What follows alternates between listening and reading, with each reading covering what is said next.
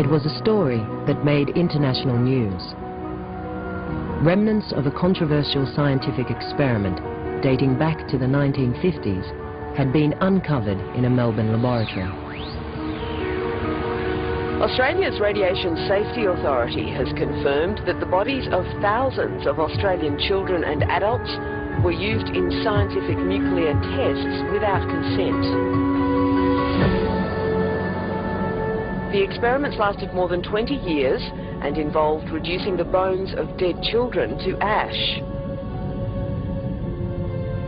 In the largest survey of its type carried out anywhere, the bones of the dead had been analysed for one of the most poisonous substances on Earth, strontium-90,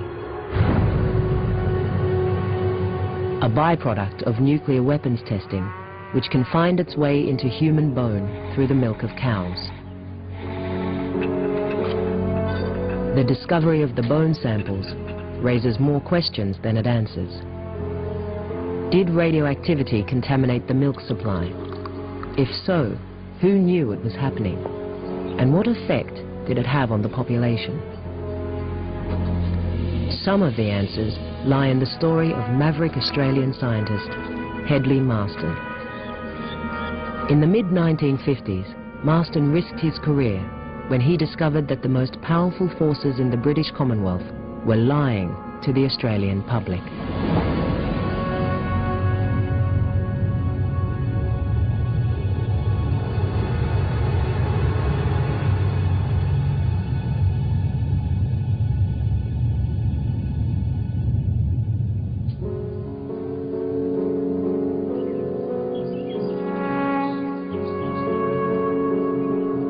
For Hedley Marston, the trouble began in late 1955.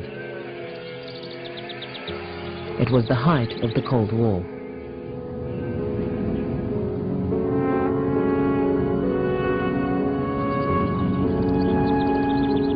Unknown to Marston, Australia's Federal Security Agency, ASIO, had begun investigating his background. Why, it asked, had a communist newspaper published flattering articles about him? Was he a communist sympathizer?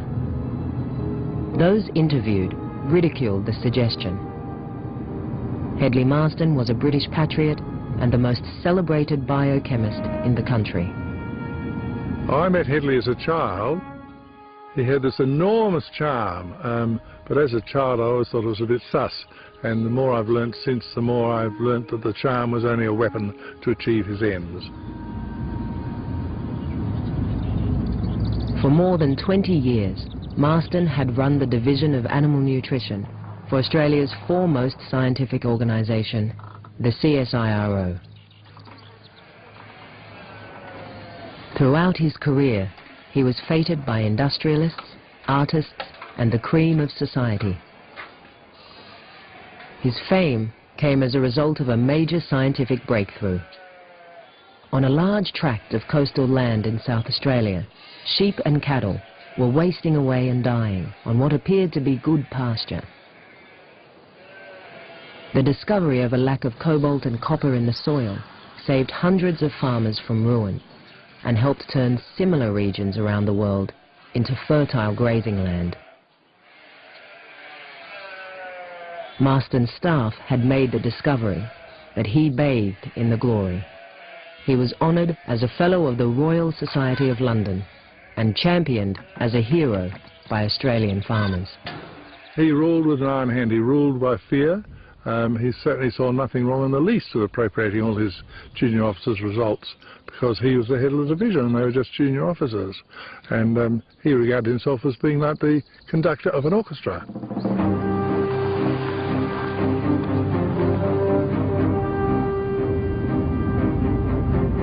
In October 1955, ASIO gave Hedley Marston a security clearance.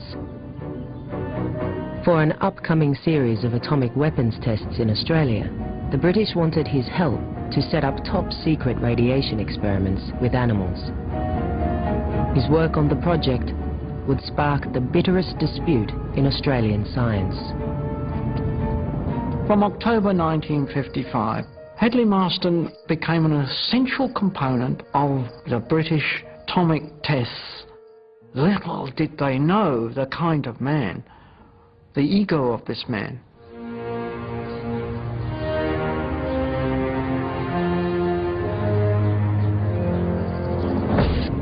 A letter to Fred White, Chief Executive Officer, CSIRO, personal and confidential.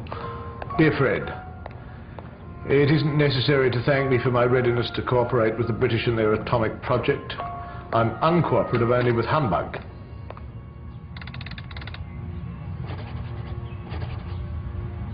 My own negative feelings about CSIRO becoming involved in military secrets has always been clear.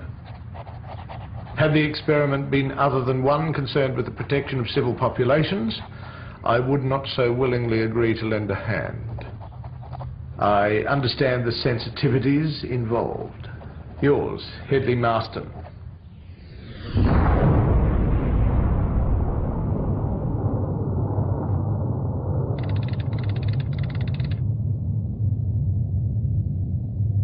Britain had already exploded 3 atomic devices in Australia. But no effort had been made to measure the impact of radioactive fallout on the continent.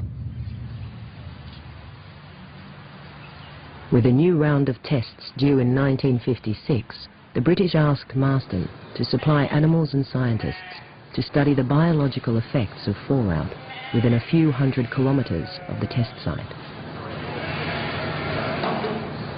With CSIRO's expertise with ruminants, the decision was made to use sheep and goats. Well, the animals were to be fed pasture, which was laid out in the anticipated line of fallout. And the pasture was collected and fed to the sheep. And then the animals were autopsied, and each organ was assessed for the presence of the various fallout products. The aim of the experiments was based on the fact that 3 or so major atomic bombs would obliterate Britain.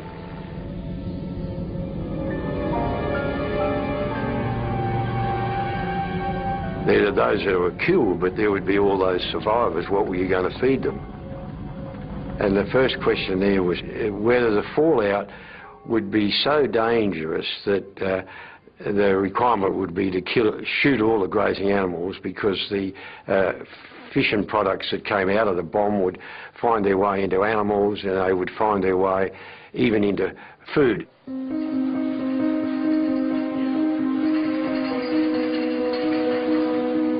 Marston received sensitive measuring equipment from the British. But he soon realised their experiments were poorly conceived and would certainly fail. If he was running them, as he privately desired, they would be far different.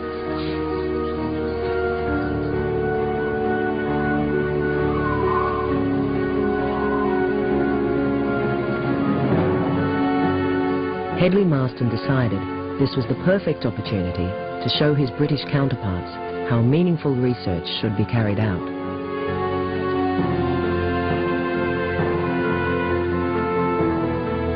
He would design his own experiments, which were both clever and audacious.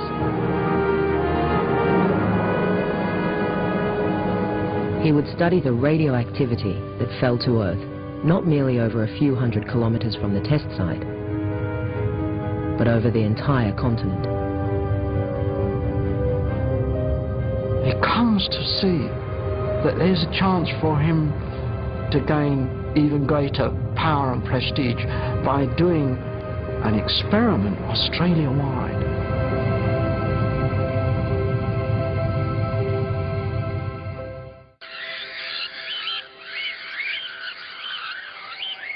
For his experiments, Marston would use sheep and cattle to investigate the uptake of iodine-131, one of the dozens of radioactive isotopes created during an atomic explosion. Well, it was clear that one of the biologically important radionuclides was radioiodine. And the advantage of radioiodine is that it has a very clear exposure path, and it's quite easy to measure. If it gets onto grass or pasture and it's eaten by the sheep, some of it will pass straight through, but a lot of it will go to the thyroid gland and concentrate there. And of course the thyroid gland is in the throat, and it's quite easy to excise the thyroid gland, take it out of the sheep and send it back to the laboratory for careful monitoring. Hedley didn't tell the owners of the sheep and cattle the use to which they were going to be put. And that was going to be important for the British and Australian governments, that we kept this as quiet as possible.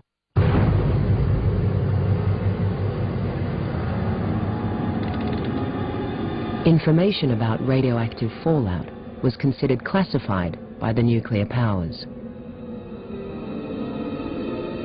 The first the public heard of the dangers came in 1954, when an American hydrogen bomb test in the South Pacific yielded 3 times more destructive power than expected.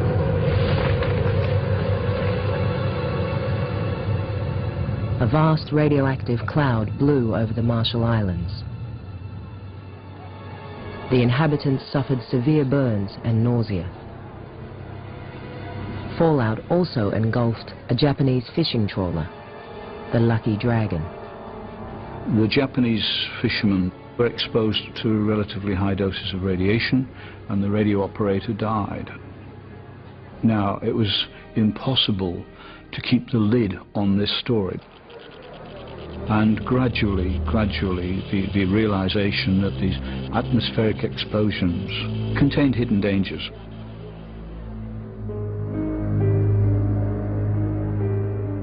To alleviate growing public concern over fallout, Prime Minister Robert Menzies created an Atomic Weapons Test Safety Committee, manned by some of the nation's leading physicists and a meteorologist.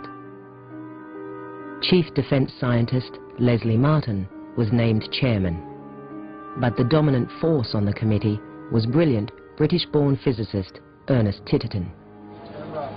During the war, at the age of 29, he triggered the world's first atomic explosion in the Nevada desert.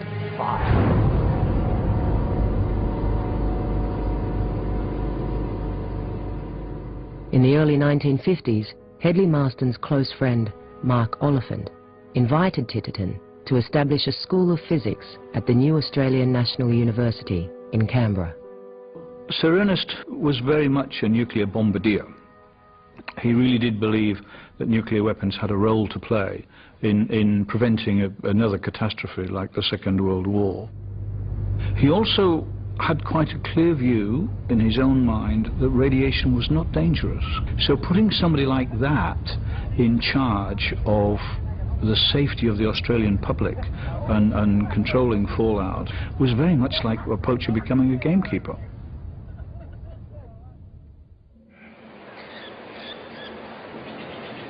The Safety Committee's role was to ensure weather conditions were suitable for firing at all future tests. It would also independently monitor radioactive fallout at 34 locations across the country. The Safety Committee let Hedley know that they were also measuring I-131 around the country as well as he was, and they had a different kind of system. They had this sticky paper, and that collected settled dust. It trapped fallout, and they were able to measure it.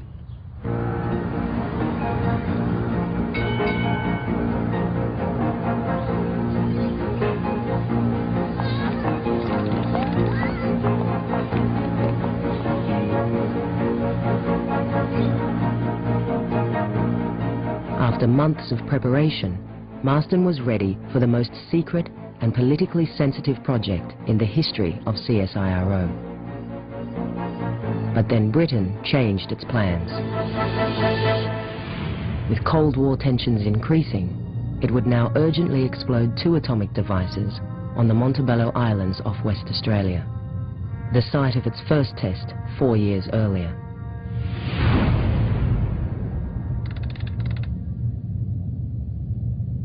2 explosions at the Montebello Islands during '56 were used by Headley to check his procedure, to check the equipment, and to check that he was ready for the Maralinga show, as he liked to call it. I carefully had people send in a sample thyroid test just to make sure everything was going, and the thyroid arrived in suitable condition and so on. And lo and bloody behold, Montebello had come on.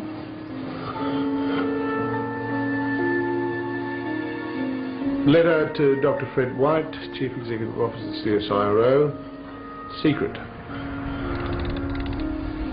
We have found conclusive proof that a band of airborne radioactivity has passed over northern Australia in the last 10 to 12 days. We should be able to trace its course from the findings of the routine examinations of thyroids that are being made here. Insofar as I can judge, there's no reason to become excited about the implied hazard. Yours, Headley.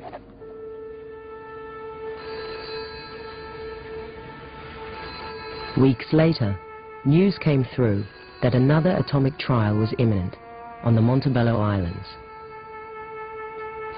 But Marston had suffered a heart attack. It could not have come at a worse time.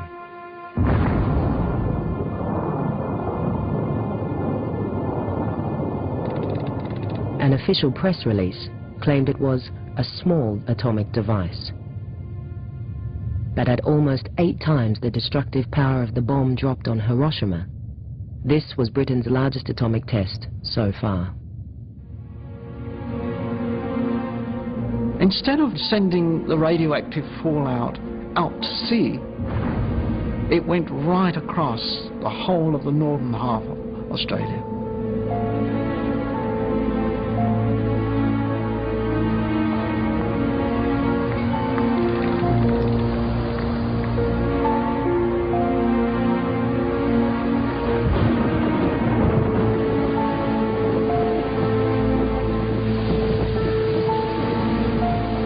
A few days later, a technician on the other side of the continent was calibrating a Geiger counter for the Australian Air Force.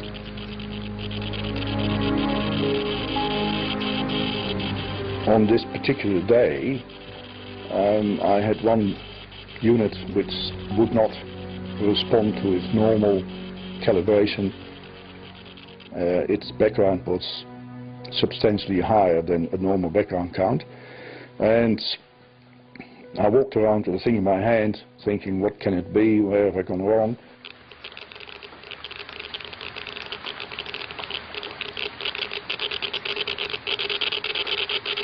And as I approached the window, the count started to increase.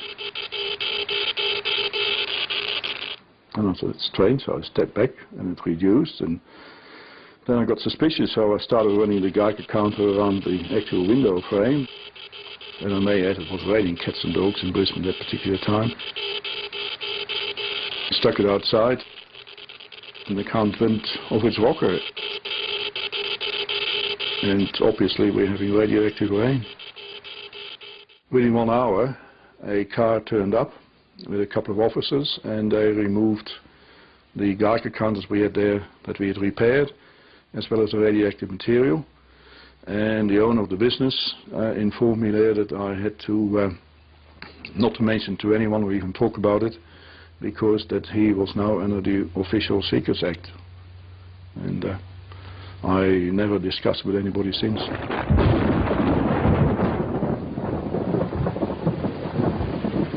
That day, radioactive rain fell throughout Queensland. As much as the government tried, it could not contain the story. For the government, it was an absolute disaster, because we have this prospector near Cloncurry boiling his billy as the story goes, and his billy as the story goes, and his Geiger counter goes berserk. This prospector raises the alarm. It's not subject to the Official Secrets Act, and it hits the national press.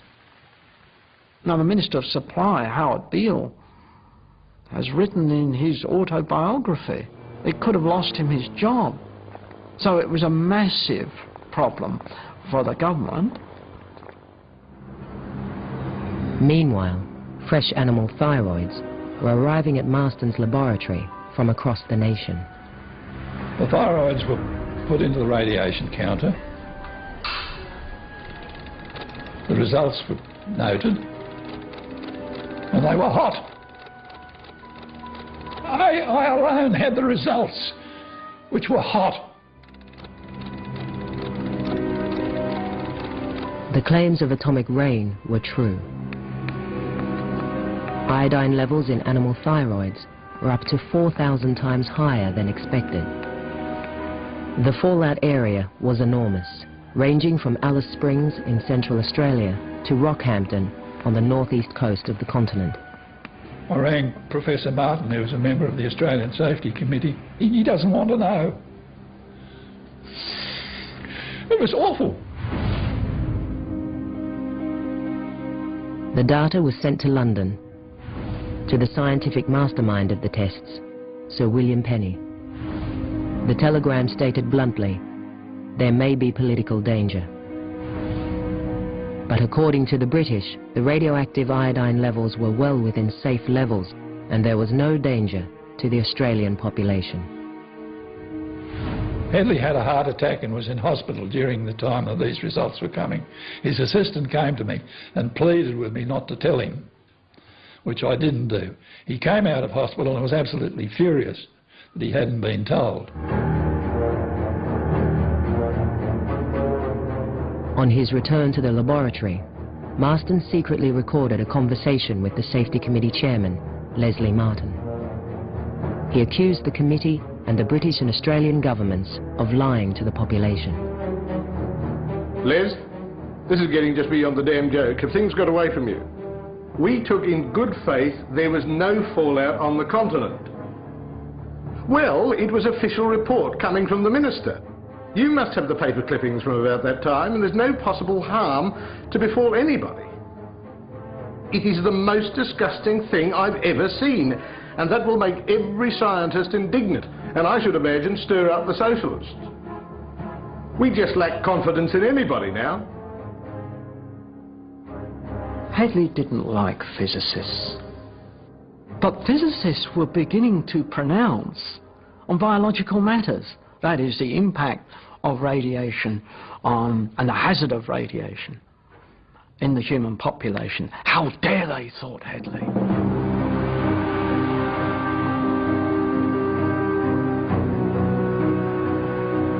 Marston's doctor ordered him to cut back on his workload, but he was determined to continue his experiments to see if the Safety Committee was looking after British or Australian interests. He expanded his thyroid collection points around Adelaide, the closest city to the tests. And unknown to the Safety Committee, he would also monitor radioactivity in the air over the city. Fortunately, American scientist Professor Perry Stout had set up a rather splendid piece of equipment the year before to measure natural radioactivity in the air over Adelaide. Perry invented this filtering device which would suck 20 or 30 litres of air through a filter pad which would sift out anything radioactive. They then simply measured that with a Geiger counter. And he did that up on the roof of the nutrition laboratory in Adelaide. He plans to use that just in case the city was contaminated.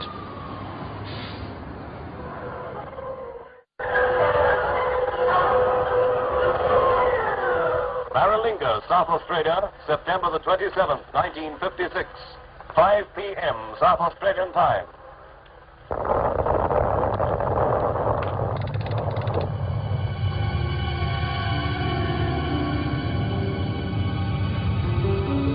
Letter to Mark Oliphant, private and confidential. Oh, my dear Mark, I'm more worried than I can convey about the expensive quasi-scientific pantomime that's being enacted at Maralinga under the cloak of secrecy. And even more so about the evasive lying that is being indulged in by public authorities about the hazard of fallout. I nearly blow a gasket every time I think of it. Apparently, Whitehall and Canberra consider that the people of northern Australia are expendable.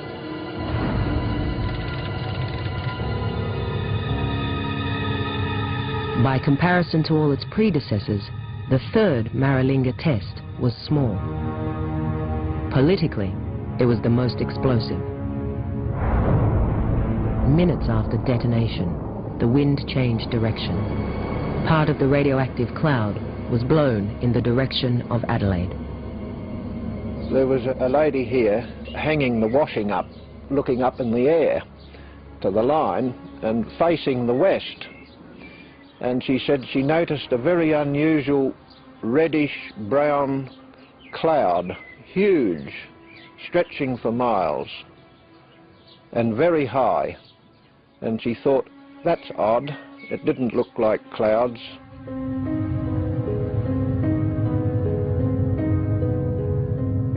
Being a farmer and always interested in the weather, this was a strange day. At 4 o'clock in the afternoon, a grey, streaky cloud come over from the northwest, and all of a sudden it went completely dark.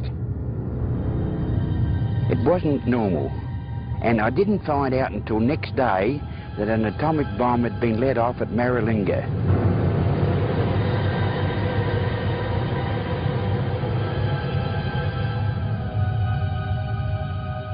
Hedley Marston got quite angry when he read the official pronouncement that skilled men working through the night had found no evidence of any radioactive material. My cynical view is that it must have been too dark for them to read their Geiger counters.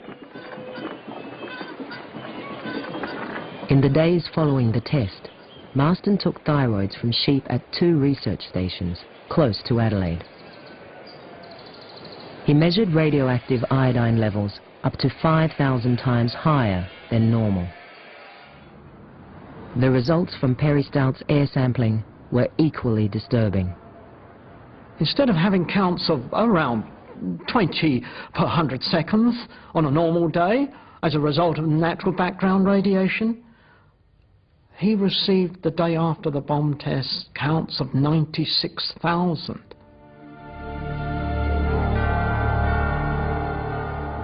The people of Adelaide were never told. The people of the little towns along the way between Maralinga and Adelaide, they were never told. And if they'd read their local paper, they would have read the opposite, that all was well with the tests. 2 weeks later, Marston wrote to Mark Oliphant, the Director of Physical Sciences at Titterton's University in Canberra. He detailed an extraordinary admission by Safety Committee Chairman Leslie Martin about how the test had been let off in haste. Dear Mark, Les Martin became quite cock-a-hoop when I asked him if he had any record of fallout over Adelaide. He said, I can talk with complete authority, there's been no fallout over Adelaide, none whatsoever. When I showed him our observations, he collapsed and stated, no reports regarding the third bomb have been submitted to me. I left this baby to Titterton. It was a very small one. Later, he broke completely and said, the pressure was on. Please remember the pressure was on. I'll leave no stone unturned to ensure that the essence of the report is published. His reaction was to make it public, and extremely incensed that the physicists involved were just as determined not to have it made public.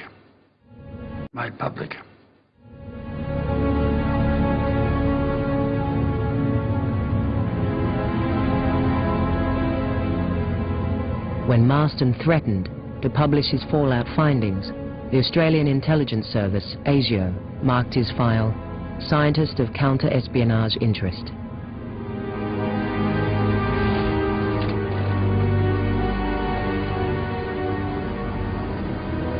Marston was convinced he was being spied on, that his phone was being tapped and that his mail was being interfered with. My dear David, the secret police had been tampering with my private mail. Perhaps they imagined they could frighten me into silence. I endured this indignity for long enough to obtain complete proof, and then asked the people responsible to cease their nonsense or I'd call for a public inquiry. Arrogance and this sort of thing is rapidly changing Anglophiles into Anglophones. Marston realises that he's in a very dangerous situation. Not only are the British wanting to curtail the experiments, the security net is closing in.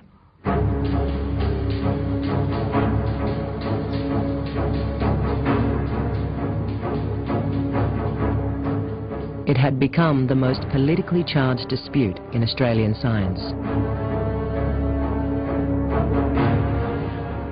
In his report, Marston accused the Safety Committee of lying to the Australian people about fallout. His findings of iodine 131 in sheep and cattle were proof that large areas of the Australian continent had been contaminated. This, he said, would result in increased cases of thyroid cancer in humans. But Marston went further. The presence of iodine 131 in animals, he said, meant that an even more dangerous radioactive isotope had contaminated the food chain, strontium-90. We have low levels of strontium-90 falling out of the atmosphere at that time and landing on the herbage, being eaten by the cow, accumulating like calcium does in the milk of cows, and then in this concentrated form, it's called biological magnification, going down the gullets of children.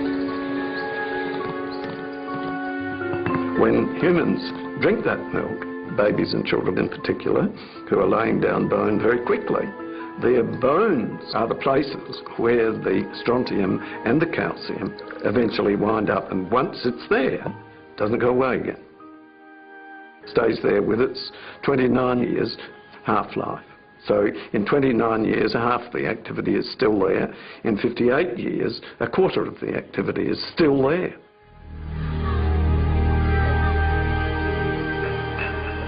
If Marston was correct, strontium-90 uptake would be dramatically increased by government policy, which guaranteed a half pint of milk daily to every schoolchild. There is a very serious likelihood that internal radiation from strontium-90 may, after a latent period of some years, result in many painful deaths from cancer of the bone. Your unequivocal assurance that the Marston was now on a collision course with the most powerful forces in the British Commonwealth. If he published his report, as he threatened, it could jeopardize future atomic testing in Australia. The British demanded Marston return their test equipment, and Ernest Titterton, the new head of the Safety Committee, insisted he delete his attacks on the committee's competence and his claims about strontium-90 contamination. Marston had never measured strontium-90, but in his report he left no doubt where his detractors would find it. He states right at the end of his report, the proof will be found in the bones of children. All one has to do is to examine the strontium-90 load in the bones of deceased people, and particularly children, in the coming decades to show that I am right.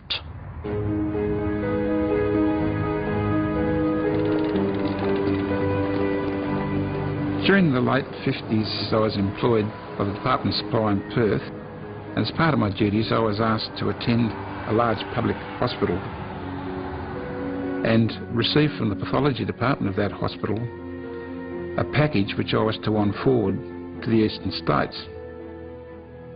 On receiving this package, I identified bones as being those of young children. Thought to myself, bloody hell, what's going on here?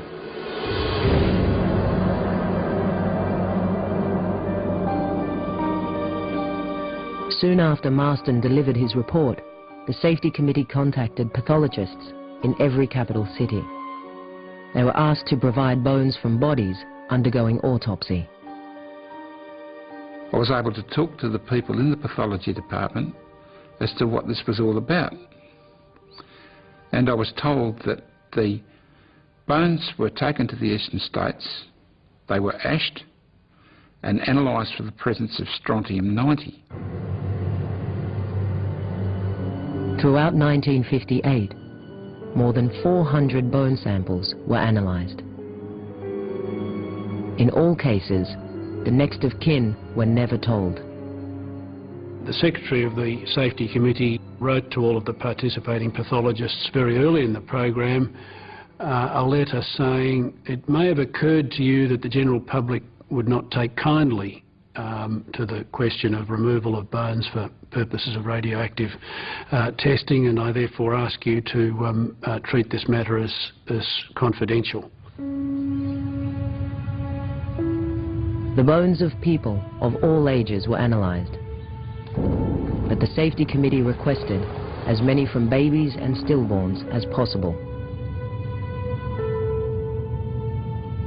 We know that in some cases whole femurs of babies were taken out. They've little tiny bones, maybe only that big. In other cases it was skull samples, vertebrae, because they could easily be taken out from autopsy. In Titterton's first report to the government, Marston's suspicions had been realised. Strontium-90 was indeed widespread in the Australian population. Infants showed levels up to 5 times higher than adults. But the levels, Titterton claimed, were well below the safety threshold and would not cause damage to cells or result in cancer. The issue was that there was no real knowledge of whether there was a threshold value below which it was safe to get radioactivity. The Safety Committee assumed there was. Headley said there's no evidence for that, and you have no right to reassure the public that they are not in any danger. It was a question now dividing scientists around the globe. Was there a safe level of radioactive fallout? According to the best estimates of geneticists, all of whom agree, 15,000 children are sacrificed for every large bomb tested.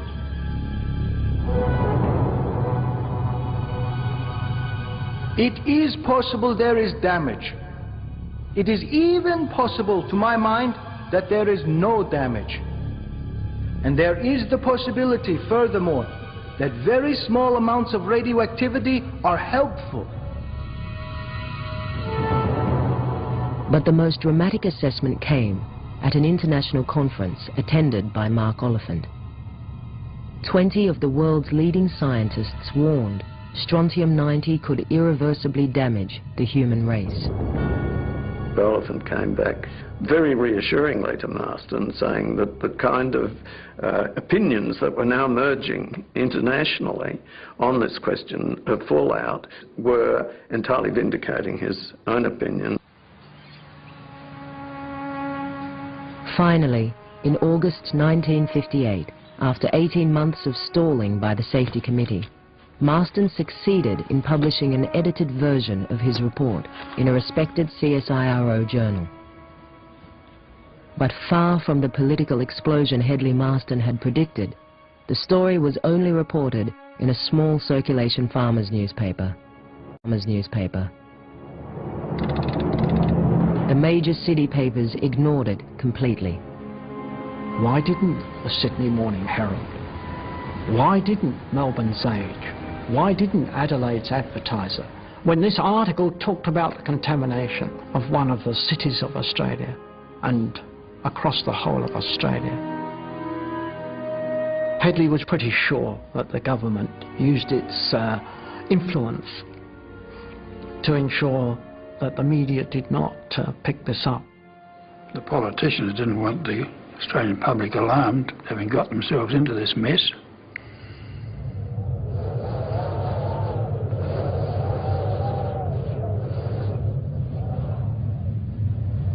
Despite the weight of Marston's evidence, the public remained largely unaware that atomic testing had contaminated much of their country. But then in 1959, something unexpected occurred.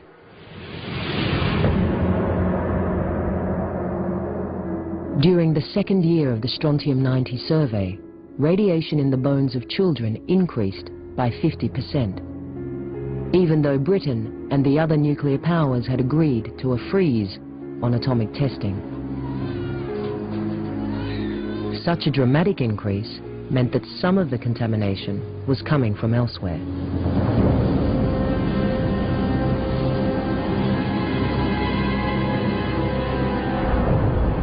The only possible source was from past American and Russian hydrogen bomb explosions, which had sent strontium-90 into the stratosphere and was now slowly falling to Earth. Increased use of bigger and bigger devices by the Americans and the Russians meant that fallout was now becoming a global problem. So that everybody on Earth was getting a dose of radiation. And the consequences of this, if it had gone unchecked, would have been quite significant.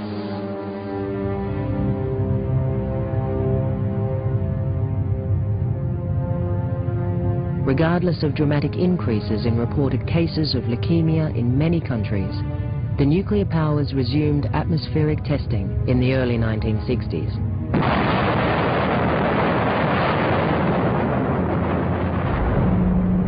In 1962, the world rocked to about one nuclear explosion a week. And the levels of fallout were just going up dramatically. It really was getting to the stage where would it all end?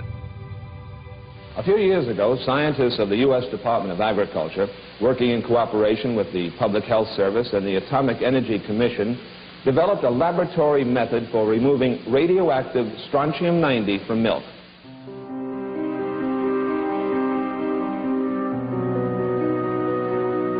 As Hedley Marston had discovered, strontium-90 was indeed the Achilles heel of nuclear weapons advocates. The loss of even one human life, or the malformation of even one baby, who may be born long after all of us have gone, should be of concern to us all.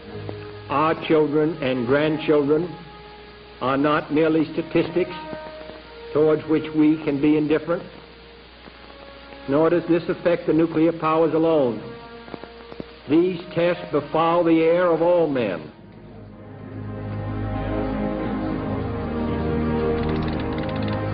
Finally, in response to growing public concerns about fallout and evidence from around the world of rising strontium-90 levels in human bone, the atomic powers agreed to stop atmospheric testing.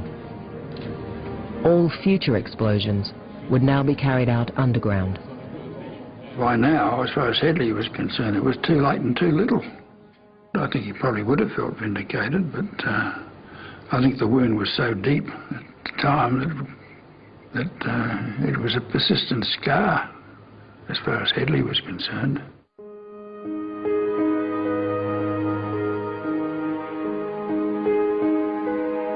The minister had stated that no fallout went over a major city in Australia, and Hedley knew that it did.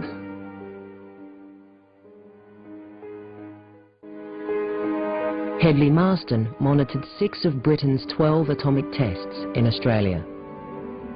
2 of the tests, he found, resulted in radioactive contamination of cities and grazing lands, raising the question of the long-term health consequences for people living in the fallout areas.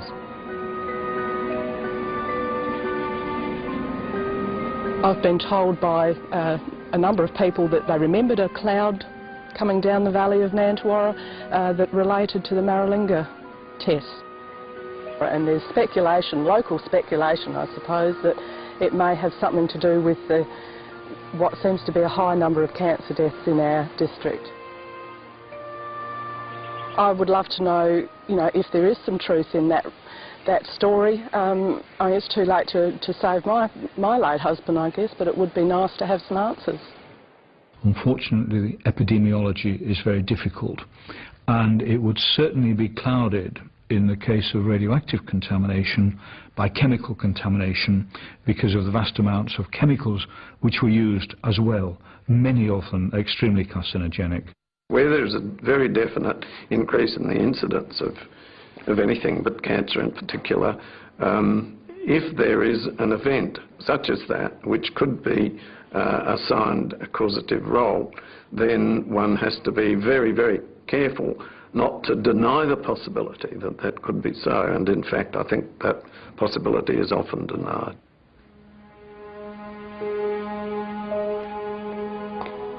The true impact of atomic testing on the Australian population may never be known.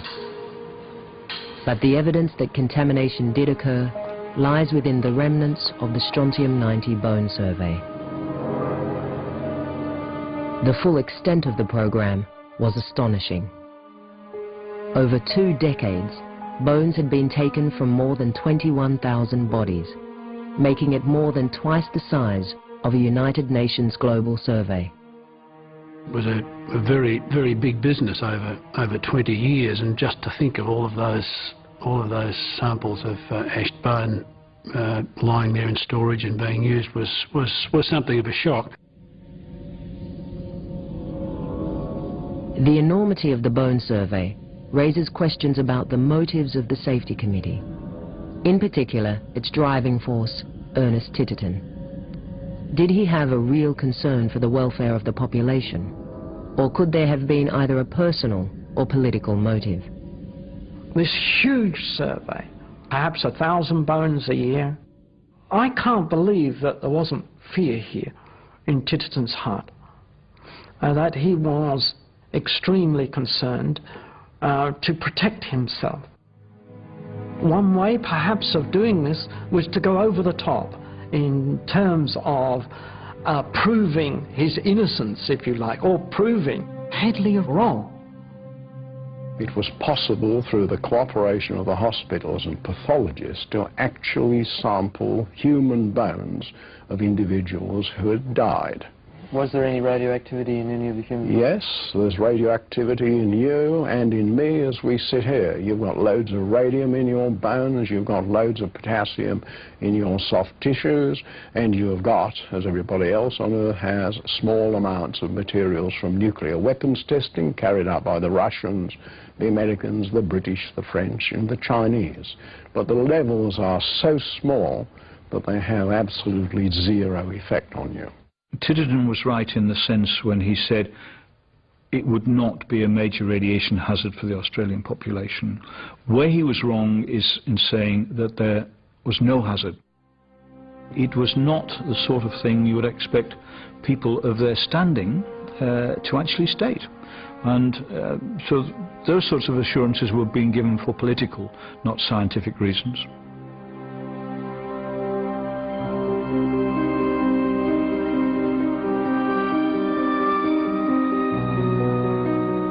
It was not a term that was used at the time, but Marston was a whistleblower. He found out that lies were being told to the Australian public, and he wanted to bring this to the attention of the Australian public, and for a long time he was kept away from doing that. For an upcoming series of atomic weapons tests in Australia, the British wanted his help to set up top-secret radiation experiments with animals. His work on the project would spark the bitterest dispute in Australian science. From October 1955, Hedley Marston became an essential component of the British atomic tests. Little did they know the kind of man, the ego of this man.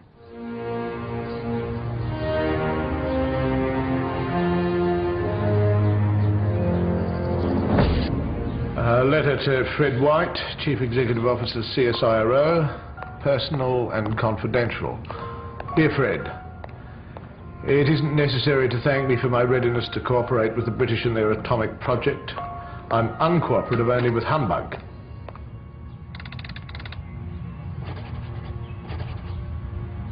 My own negative feelings about CSIRO becoming involved in military secrets has always been clear. His fame came as a result of a major scientific breakthrough. On a large tract of coastal land in South Australia, sheep and cattle were wasting away and dying on what appeared to be good pasture. The discovery of a lack of cobalt and copper in the soil saved hundreds of farmers from ruin and helped turn similar regions around the world into fertile grazing land. Marston's staff had made the discovery, but he bathed in the glory. He was honoured as a Fellow of the Royal Society of London and championed as a hero by Australian farmers. He ruled with an iron hand. He ruled by fear. He certainly saw nothing wrong in the least with appropriating all his junior officers' results, because he was the head of the division and they were just junior officers. And he regarded himself as being like the conductor of an orchestra.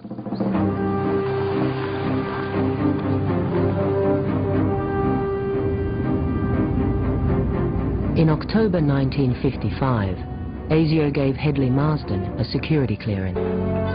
The discovery of the bone samples raises more questions than it answers. Did radioactivity contaminate the milk supply?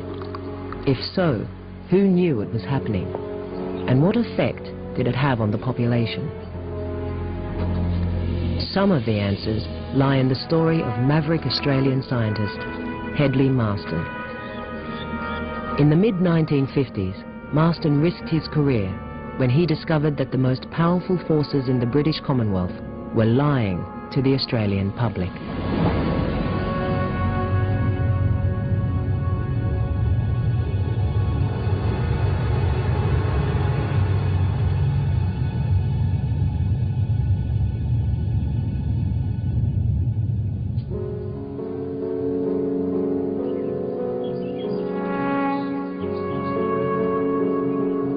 For Hedley Marsden, the trouble began in late 1955.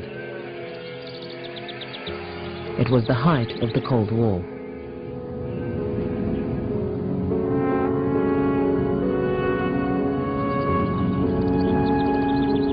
Unknown to Marsden, Australia's Federal Security Agency, ASIO, had begun investigating his background. Why, it asked, had a communist newspaper published flattering articles about him? Was he a communist sympathizer? Those interviewed ridiculed the suggestion. Hedley Marsden was a British patriot and the most celebrated biochemist in the country. I met Hedley as a child. He had this enormous charm, but as a child I always thought it was a bit sus. And the more I've learnt since, the more I've learnt that the charm was only a weapon to achieve his ends. For more than 20 years, Marsden had run the Division of Animal Nutrition for Australia's foremost scientific organisation, the CSIRO. Throughout his career, he was feted by industrialists, artists, and the cream of society.